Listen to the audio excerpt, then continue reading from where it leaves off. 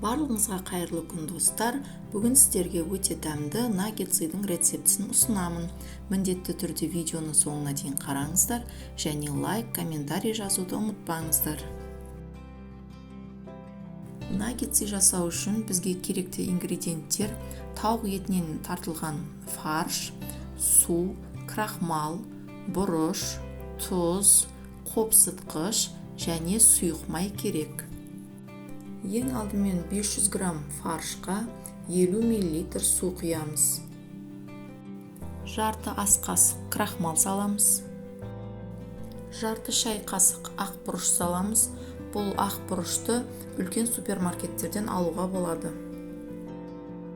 Сосын 1 шай қасық тұз бен жарты шай қасық қопсытқыш саламыз. Және 1 ас қасық сұйық май саламыз да қоспамызды жақсылап араластырып аламыз.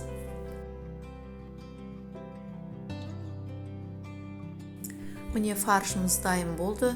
Енді осы фарштың кішкене бөлігін алып, домалақтап, өзін керекті бір формаға келтіріп аламыз да жаңағы панировочный сухариге аунатып аламыз. Және осылай бәрін жасап алдын ала дайындап аламыз.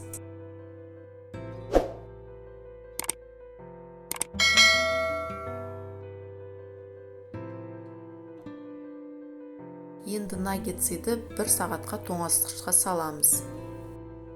1 сағаттан кейін наггетсыйымызды алып тоңазытқыштан қызып тұрған майға 3-4 минут қуырып аламыз.